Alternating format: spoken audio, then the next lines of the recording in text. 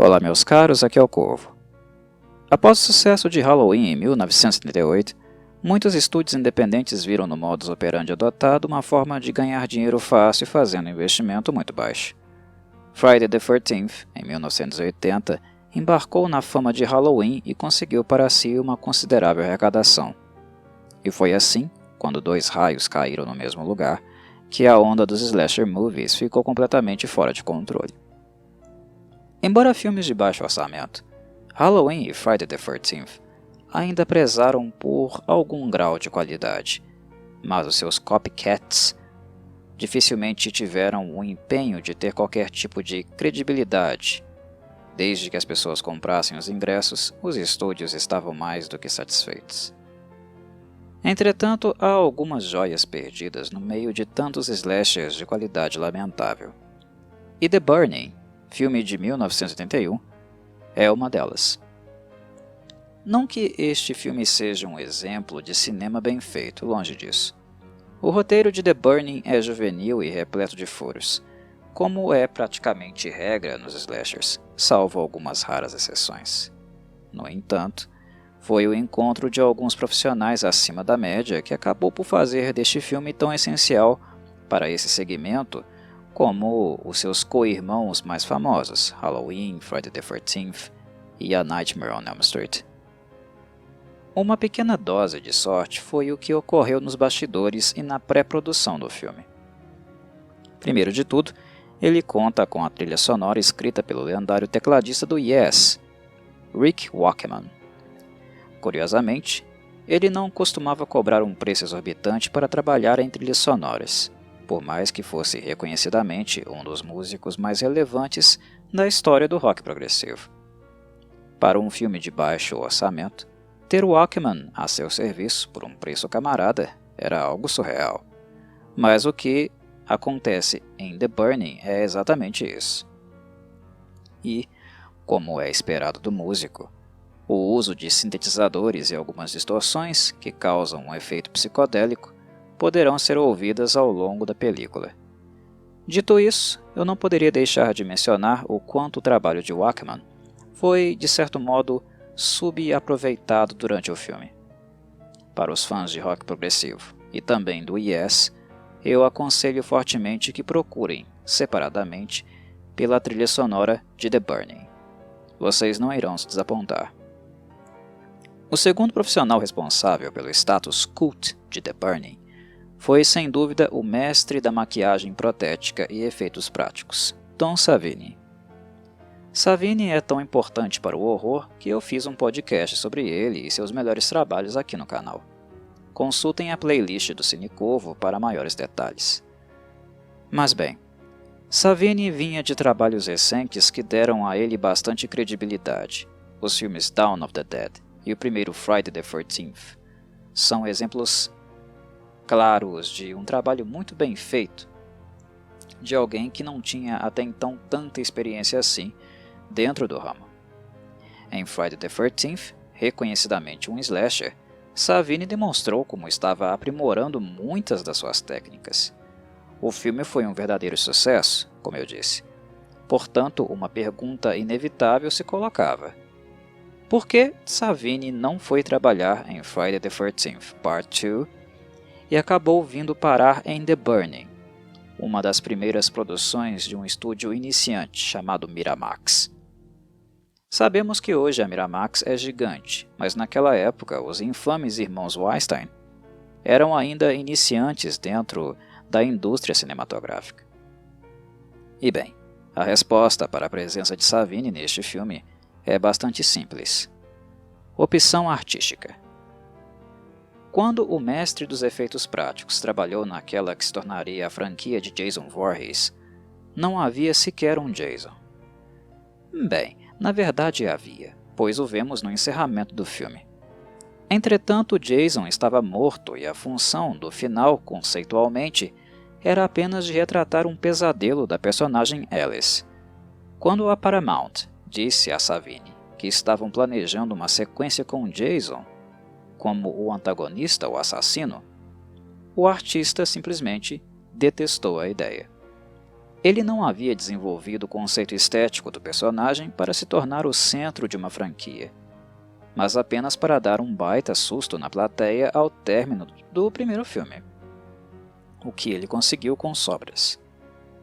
Savini, então, simplesmente não viu o menor sentido nas pretensões da Paramount, e assim, ele declinou o convite de trabalhar na sequência de Friday the 13th.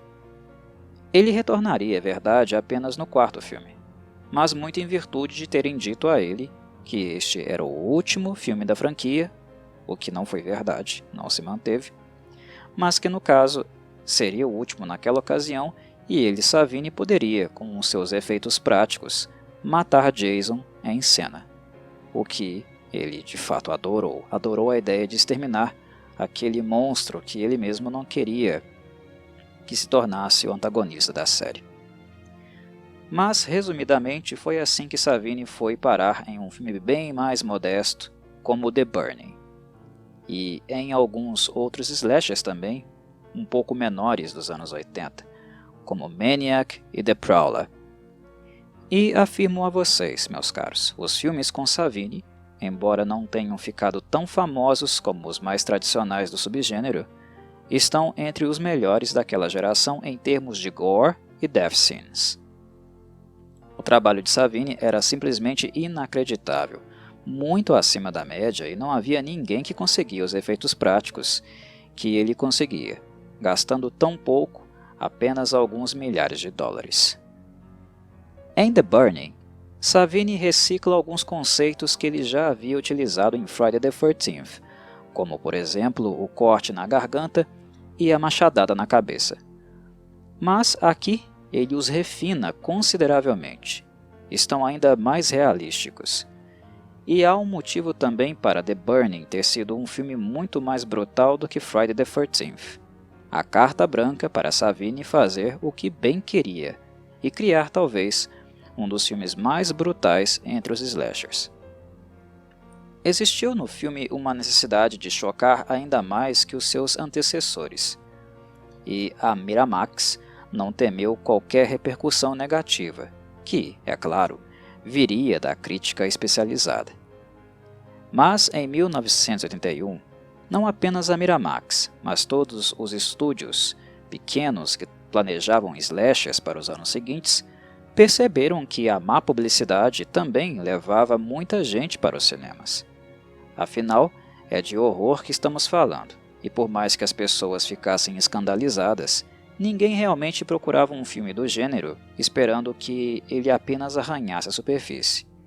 The Burning, como eu afirmei e novamente o faço, é certamente um dos filmes mais brutais dos slashers. A cena da canoa, onde o antagonista Cropsey ataca violentamente um grupo de adolescentes com um tesourão de jardinagem, é uma das coisas mais truculentas da história não apenas do subgênero, mas do gênero como um todo. A velocidade em que foi filmada a cena, os cortes rápidos entre um momento e outro, a intensidade, o número alto de vítimas feito em poucos segundos com uma arma para lá de exótica. Para os apreciadores desse tipo de filme, esta cena tem um status lendário e certamente já compensa todo o resto.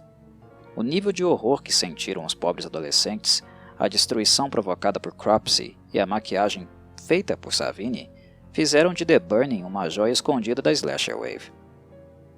É algo tão grotesco, intenso e explícito que dificilmente veríamos um filme parecido nos anos seguintes, em outros títulos posteriores. Como falei, Savini recebeu carta branca para fazer o que quisesse, da forma que quisesse, com o orçamento disponível. Depois do trabalho impressionante com Friday the 13th, a Miramax tinha total segurança no trabalho dele. O escultor-mor das death scenes estava bem cotado. Mas se enganam caso pensem que as coisas param por aqui. The Burning, como todo slasher, é um filme de exploitation, e ele cruza ainda mais as fronteiras que seus predecessores já haviam cruzado de maneira escandalosa. Não apenas na violência, o filme é mais explícito, mas também na exploração sexual das atrizes femininas.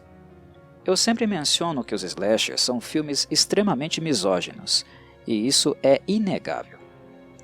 Neles, além de retratarem uma juventude completamente promíscua, que não necessariamente era algo verificado na maioria da sociedade da época, a sexualização das atrizes foi sempre constante. Em The Burning, tudo é usado como pretexto para a nudez.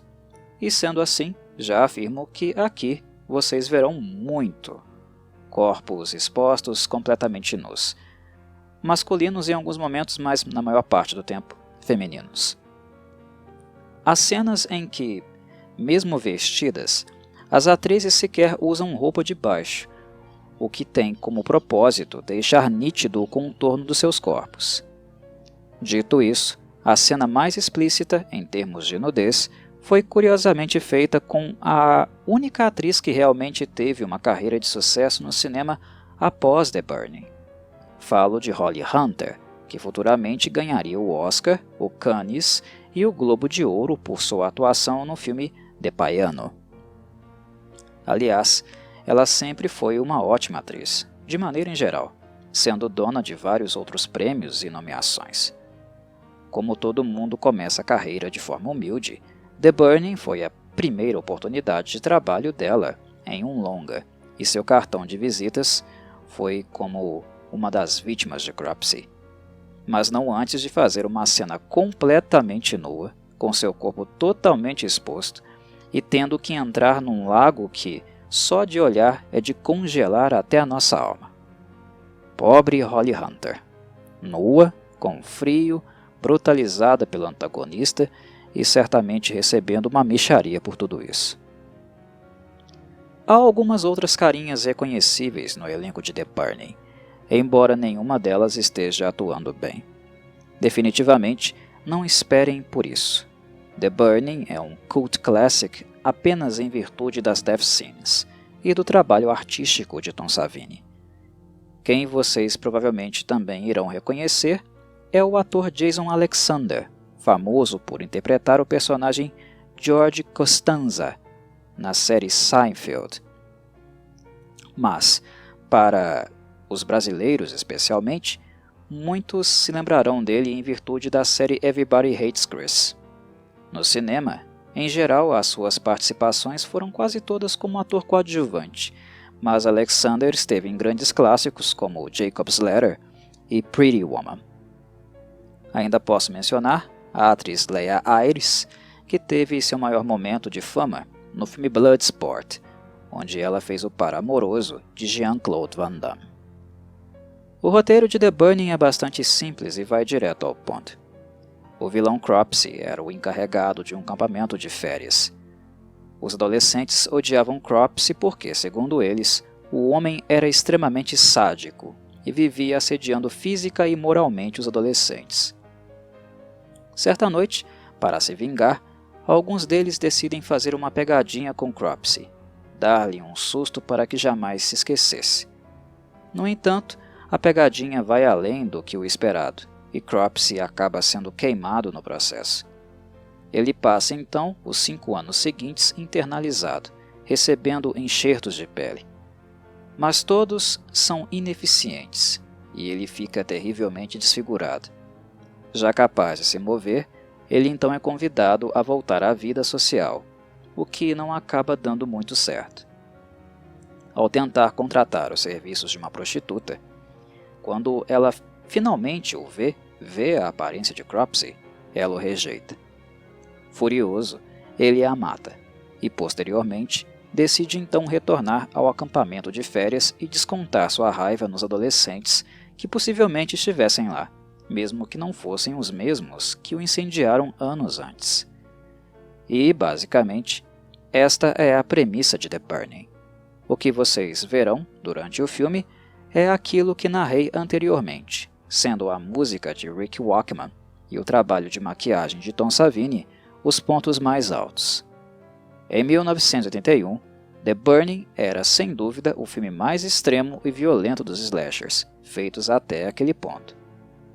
E é, sem dúvida, um dos melhores trabalhos de Savini, bastante nojento e convincente.